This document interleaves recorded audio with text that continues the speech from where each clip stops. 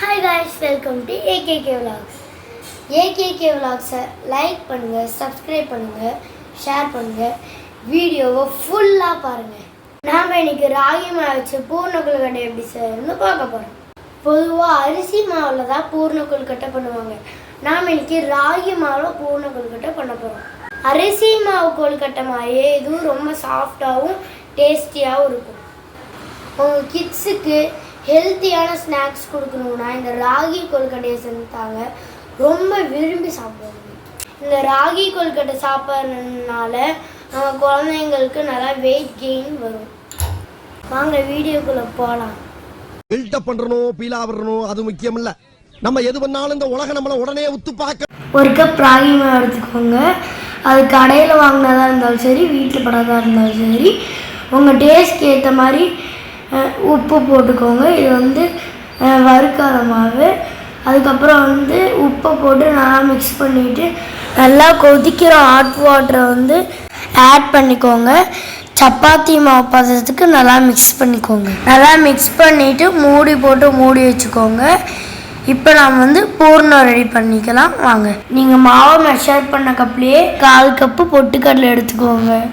3 ஏலக்காய், 1 cup powder பண்ண வெல்லம், இது எல்லாத்தையும் கரகரன்னு கோரன்னு அரைச்சிக்கோங்க. பேன் எடுத்து அதில் 2 ஸ்பூன் நெய் விட்டுக்கோங்க. நம்ம அரைச்சி வச்ச பவுடரையும் 1 கப் தேங்காயையும் போட்டு நல்லா மிக்ஸ் பண்ணிக்கோங்க. மிக்ஸ் பண்ணதுக்கப்புறமா 1 கப் பால் இல்லைனா தண்ணி ஆட் பண்ணிக்கோங்க. பால் ஆட் பண்ணால் டேஸ்ட் நல்லா வெறித்தனமாக இருக்கும். நல்லா ஐயோ இவங்கனால எனக்கு என்னைக்கு பைத்தியம் முடிக்க போகுது தெரியல. நல்லா திக்கானோடனே வேறு பிளேட்டுக்கு மாற்றிக்கோங்க, இல்லைனா ரொம்ப கெட்டியாயிரும். உங்களோட குழந்தைங்க நட்ஸ் சாப்பிட மாட்டாங்கன்னா நீங்கள் இதோட ஆட் பண்ணிக்கலாம். அப்போ அவங்க விரும்பி சாப்பிடுவாங்க.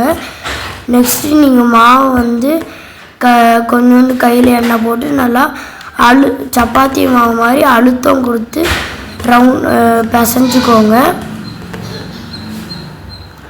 அதுக்கப்புறம் உருண்டை பிடிச்சி வச்சுக்கோங்க. உங்களுக்கு கையில் ஷேப் செய்ய கஷ்டமாக இருந்துச்சுன்னா வாழை இலையில் கூட நீங்கள் இந்த மாதிரி ஷேப்ஸ் பண்ணிக்கலாம். நீங்கள் நெய் ஆட் பண்ணால் அது நல்லா டேஸ்டியாக இருக்கும். நீங்கள் இந்த ஷேப்பில் தான் பண்ணணும் இல்லை, உங்கள் குழந்தைங்களுக்கு பிடிச்ச ஷேப்பில் நீங்கள் க்ரியேட்டிவிட்டியாக பண்ணலாம். இது கூட இப்போ நாம் பூர்ணத்தை ஆட் பண்ணிக்கலாம். நாம் க்ளோஸ் பண்ணும்போது சேஃப்டியாக க்ளோஸ் பண்ணணும், இல்லைன்னா விரிசல் விழுந்துடும். இதே மாதிரி எல்லாமே ரெடி பண்ணி ஒரு பிளேட்டில் வச்சுக்கோங்க. நீங்கள் இதே மாதிரி பண்ணணும்லாம் இல்லை, எல்லாத்தையும் சேர்த்து பிடி கொழுக்கட்டையாக பண்ணிக்கலாம். இப்போ நம்ம இட்லி பானையில் தண்ணி ஊற்றி நல்லா கொதிக்க வச்சுக்கோங்க. அதுக்கு முன்னாடி இட்லி தட்டத்தில் நெய்யை நெய்யை நல்லா தடவிக்கோங்க. நெய்யை தடவினோடனே கொழுக்கட்டையை வச்சு 10 நிமிஷம் வேக விட்டுருங்க.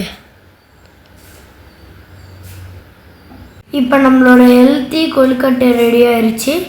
இப்போ இது ஆறுனதும் ஒரு பிளேட்டில் மாற்றிக்கோங்க. வாங்க இப்போ டேஸ்ட் எப்படி இருக்குன்னு பார்க்கலாம். எங்கள் பாட்டி இதை ஓப்பன் பண்ணி பார்க்குறாங்க. உள்ளே வெந்திருக்கு, அது மட்டும் இல்லை சாஃப்டாகவும் இருக்குது. பூரணம் மீதி இருந்துச்சுன்னா நீங்கள் அதை உங்கள் குழந்தைங்களுக்கு உருண்டை பிடிச்சி தரலாம். நம்ம இப்போ வீடியோட எண்டுக்கு வந்துட்டோம். மறக்காமல் AKK Vlogsல லைக், சப்ஸ்கிரைப்னு 2 பட்டன் இருக்கும். அதை அழுத்தி தட்டி விட்டுருங்க, நான் வெடிக்க விட்டுருங்க. பாய்.